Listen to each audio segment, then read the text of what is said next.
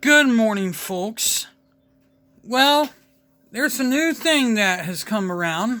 We're going to talk about World War One now. It's going to be in several parts, so bear with me as I talk about the history of World War One. We all know that it all started between one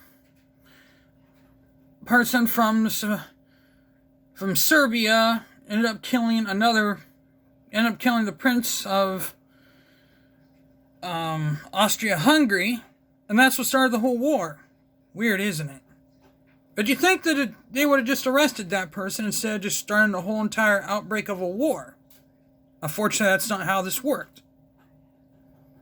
But, however, this segment is going to be about Japan being involved in World War One, and they're on the side of the Allies, which is very interesting.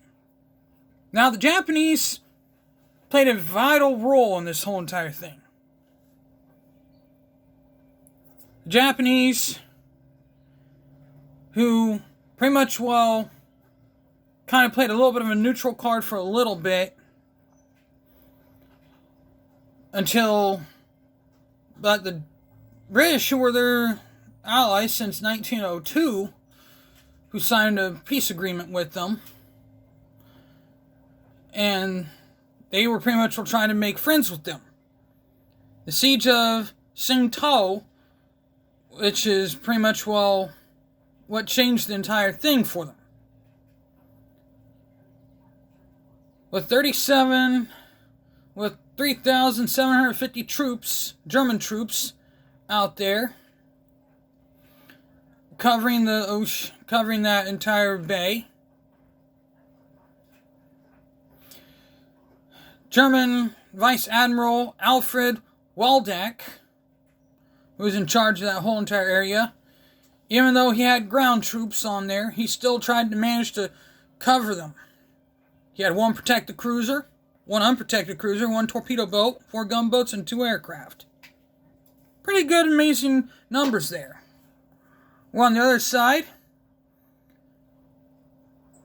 the Japanese 18th Infantry Division, who had a very good battle war, who were very well prepared, very well challenged, and prepared for war. General Kamio Mitsuami, who was a very challenging general, challenged his troops to make them what they were. I mean, he pushed them to the limit where they were literally over the top. And I mean, they were really good.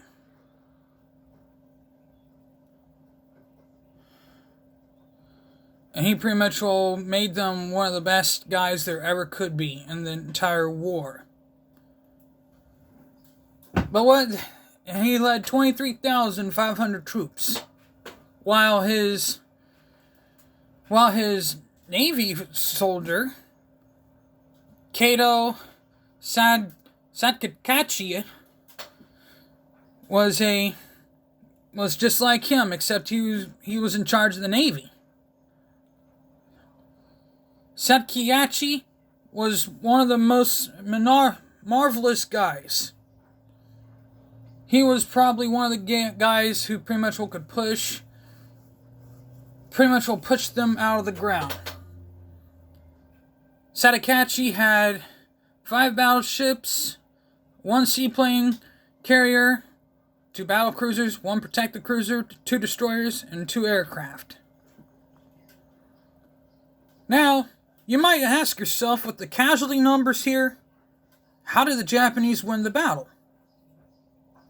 Along with the British, because the Chinese were very on edge with the Japanese coming in, considering that the Boxer Rebellion just ended a few years ago. I mean, the Boxer Rebellion was quite a war. And the Chinese that were in the area were supporters of the Boxer Rebellion.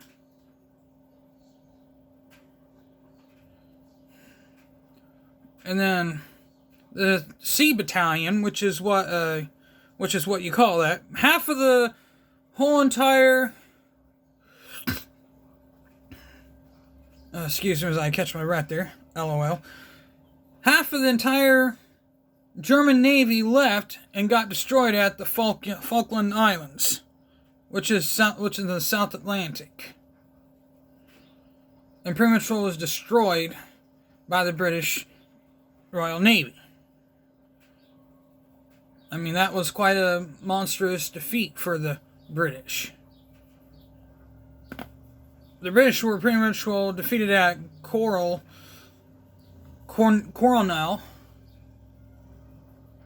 or how you pronounce that, I think that's how you spell it. But then the Battle of Falkland Islands, that was a horrible defeat for the Germans. I pronounced that wrong. I apologize for that a little earlier when I said that was a horrible defeat for the British. That was a horrible defeat for the Germans, excuse me. But they had left that whole entire area, leaving everything unprotected for everything there. I mean, literally, that just left the waters open for the Japanese to pretty much attack.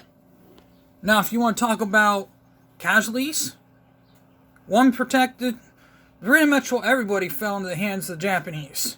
199 killed, 504 wounded, 3,047 captured. The wounded also were captured as well. One protected cruiser was sunk. One unprotected cruiser was sunk. One torpedo boat sunk.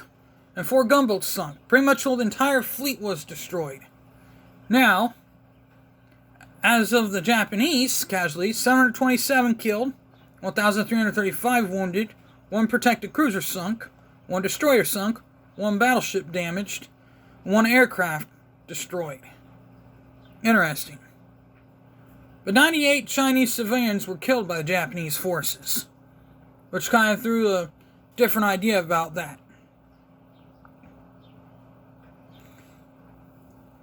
As you all think, the Japanese were quite a monster at that. They pretty much the British 36th Division pretty much assisted in the attack. And they pretty much, made them all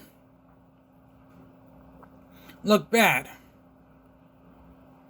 I mean, the British had 12 killed and 53 wounded in the whole entire battle.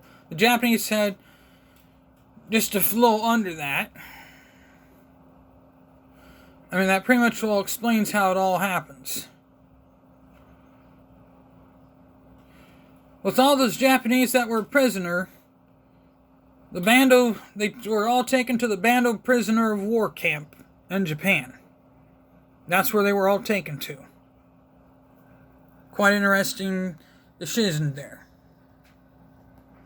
The Bando prisoner of war camp is where all those Japanese prisoners, not Japanese prisoners, but German prisoners were taken.